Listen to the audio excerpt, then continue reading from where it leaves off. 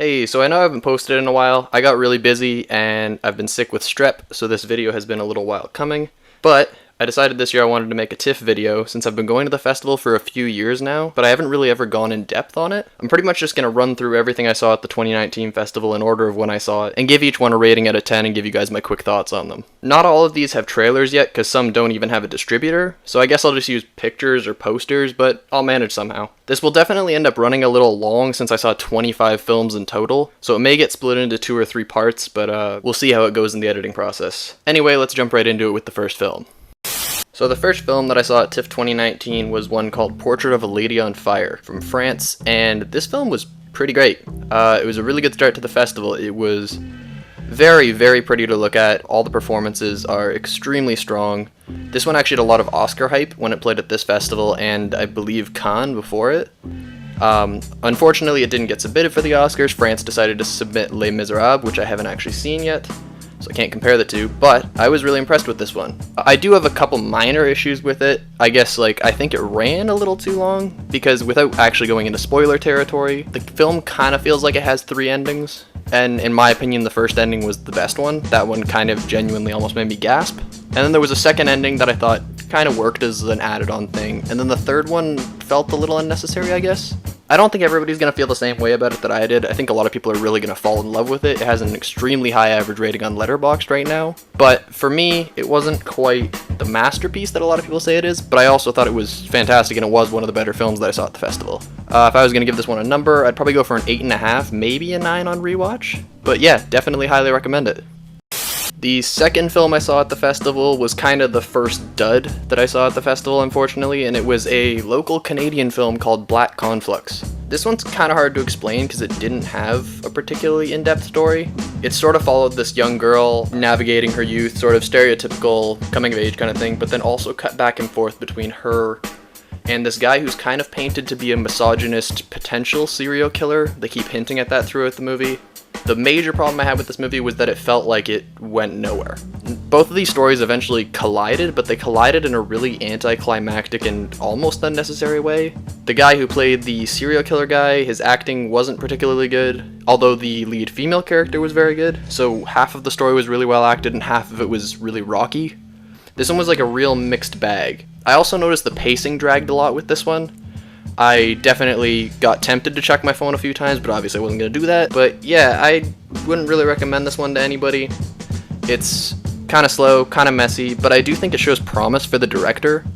There's a lot of interesting shot setups, there's some cool uses of score, there's one really impressive single take that's a dance sequence. But apart from that, I don't really think I can recommend this one that highly, and if I was going to give it a number, I'd probably go right in the middle and go 5 out of 10. The next film that I saw at the festival was one called Sea Fever from Ireland, and this one was surprisingly great. It was part of TIFF's Discovery program, and for anyone that doesn't know what that means, it means it's all first-time filmmakers with very low budgets, and I was extremely impressed with this one. It's essentially a very small single-location horror movie about a fishing crew that goes out and decides to fish in a restricted zone, and their boat ends up getting latched onto by some sort of mysterious creature. And then it starts to play into the paranoia and whether anybody on board's infected with whatever this thing is and whatever. And it was just a really fun watch. There was a lot of shades of the original Alien and John Carpenter's The Thing in here. And it was just very, very fast-paced. By 15 minutes in, the ship was stranded and it was latched onto by the thing. I didn't think it was going to be moving that quick, but it's also only 88 minutes long or something like that, so very quick, very well-paced. The acting's fantastic from everybody, especially the lead actress. This is probably one of those movies where it's best to go in knowing as little as possible, so that description I gave you should probably be all you know about it, and apart from that, just know it's actually very pretty considering it's low budget, and the acting's great, and the story's really interesting, the ending's super satisfying. And yeah, I'd highly recommend it if it ever manages to get a wide release considering it's such a small film, but if I was going to give this one a number, I'd give it a solid 8 out of 10. The next film I saw at the festival was the new Riz Ahmed movie, Sound of Metal. This one immediately gained a bit of hype for Riz Ahmed potentially being an Oscar nominee, and I kind of agree with the hype. He is fantastic in this. He essentially plays a heavy metal drummer who slowly begins to lose his hearing throughout the movie, and the movie is done in this really interesting way where it's almost from his perspective, so the audio is messed with a lot and muffled at points before you can get hearing aids and stuff like that. And on a technical level, the soundscape is extremely well done. And it was even a nice touch to have no subtitles for any time that people were speaking in sign language when he's first learning it. The subtitles are eventually added once he begins to understand it for himself, but it was a cool way to put you in the same mindset as him and be kind of confused about what's going on. This one had really strong performances all around. I already mentioned Riz Ahmed, but Olivia Cook was also very good in this. And so were all the supporting characters who just had like 5-10 minutes of screen time. The cinematography is not particularly outstanding, but it is very well done and it captures everything effectively. There's very little score used. I think there's really only music during the performance sequences when he's playing with his band, which was an interesting idea, but it actually really helped emphasize all the sounds that are around him, or the sounds that he can't actually hear since they're muffled or squeaky or whatever. Yeah, overall, I really liked this one. My only major complaint with it, and it's kind of a big deal, was that I think the film's a solid half hour too long. It's almost 2.5 hours, I believe, like 2 hours and 20 minutes or something like that, and you definitely feel the length, especially in the second act. But the opening 15 minutes or so are fantastic, and the ending was very satisfying and left you on a really interesting note that I think could provoke discussion afterward. Overall, I still really liked it, even though I had that one major issue with it, and I'd probably give it a solid 7.5 out of 10. The next film that I saw at the festival was my first Midnight Madness film of the festival. If you ever have a chance to attend TIFF, I highly recommend going to at least one Midnight Madness screening because they have a totally different vibe. The crowd is so much rowdier and will scream and cheer at everything, and it's just a lot of fun and a lot less serious than most of the major festival screenings. The film that I decided to see at midnight was the new Nicolas Cage film, Color Out of Space. This thing was a fucking mess. I kind of really enjoyed it, but I can't call it good by any means.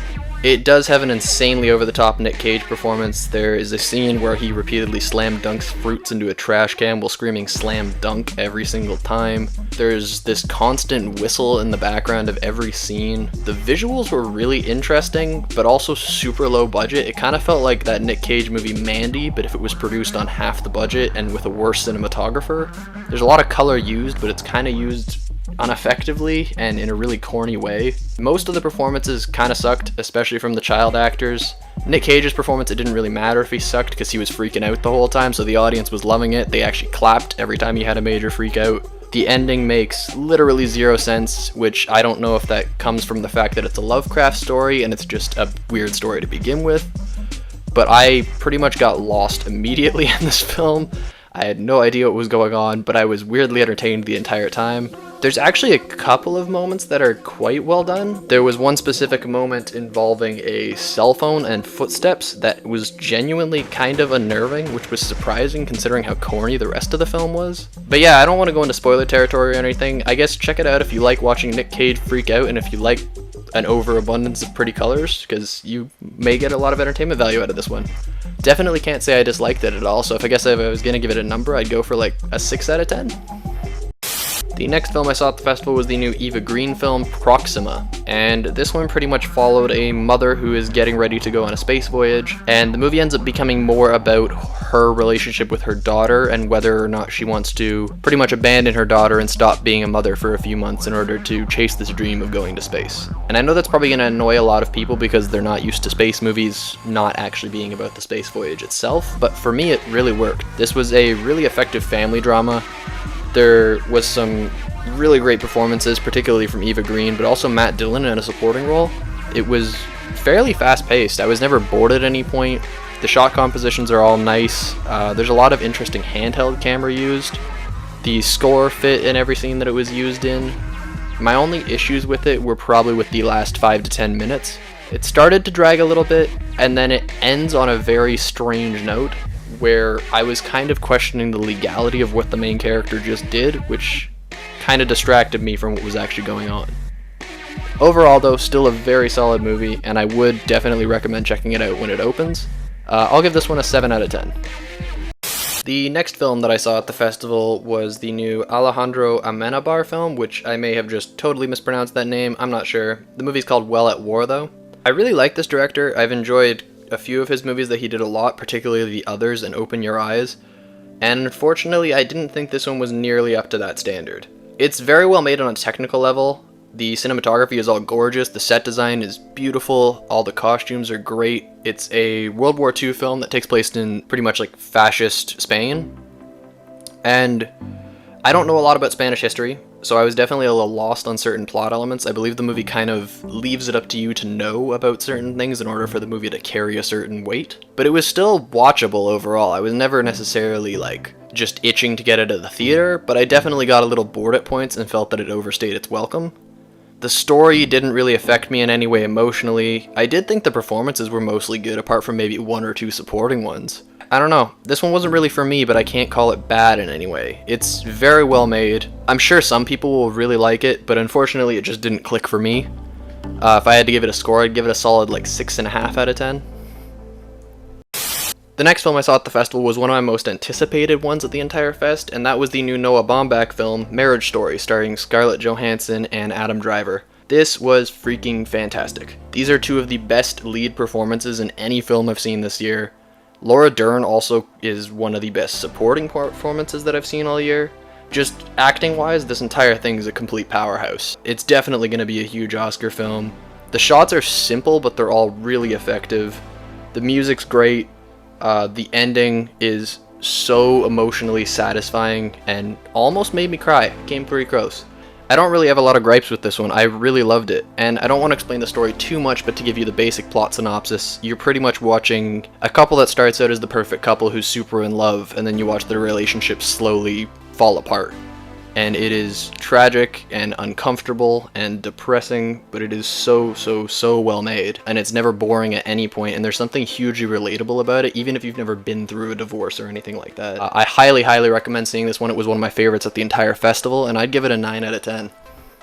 The next film that I saw at the festival was also one of my most anticipated ones, which was the new Corey Finley film, Bad Education. If you've watched this channel for a while, you know that I am obsessed with Corey Finley's debut film, Thoroughbreds, so obviously my anticipation for this movie was through the roof. And honestly, it mostly delivered. I didn't fall in love with it as much as I did with Thoroughbreds, however, I think this thing still shows huge progression from him as a director. The shot composition is still really unique and very like signature him. The use of comedy and drama being bounced off each other is still super effective. I laughed a lot. It was also dramatic and super engaging. I wasn't able to predict where the story was going at any point. Apparently this is based on a true story, but I didn't exactly keep up with it. But yeah, this was really great.